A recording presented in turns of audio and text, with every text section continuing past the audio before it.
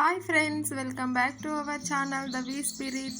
ముందుగా మా వీడియోస్ని లైక్ చేసి మా ఛానల్ని సబ్స్క్రైబ్ చేసుకొని పక్కనే ఉన్న బెల్ ఐకాన్ని యాక్టివేట్ చేసుకుంటే మేము పెట్టే వీడియోస్ మీకు నోటిఫికేషన్ రూపంలో వస్తుంది. ఈ వీడియోలో మనం సేమియా పాయసం ఎలా తయారు చేయాలో చూసేద్దాం. ముందుగా స్టవ్ ఆన్ చేసుకొని ప్యాన్ పెట్టుకొని ప్యాన్ హీట్ అయ్యాక 1 టీ స్పూన్ ఆఫ్ ఆయిల్ని యాడ్ చేసుకోండి. ఆయిల్ ప్లేస్లో మీరు నెయ్యిని కూడా తీసుకోవచ్చు. ఇప్పుడు ఇందులో కట్ చేసుకున్న బాదం అండ్ జీడిపప్పులను యాడ్ చేసి ఫ్రై చేసుకోండి. ఇవి కొంచెం ఫ్రై అయ్యాక ఇందులో కిస్మిస్లను కూడా యాడ్ చేసి గోల్డెన్ బ్రౌన్ కలర్ వచ్చేంత వరకు ఫ్రై చేసుకొని సైడ్కి తీసుకోండి.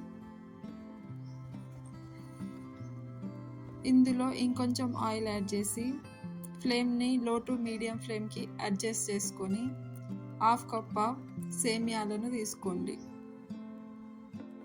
సేమియాలు మాడిపోకుండా కలుపుకుంటూ గోల్డెన్ బ్రౌన్ కలర్ వచ్చేంత వరకు ఫ్రై చేసుకోండి.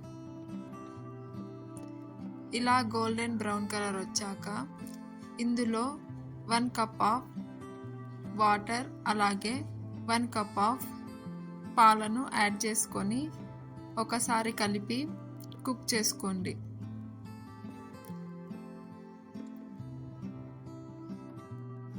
పాయసం అడుగంటకుండా మధ్య మధ్యలో కలుపుకుంటూ పాలు దగ్గర పడేంత వరకు కుక్ చేసుకోండి.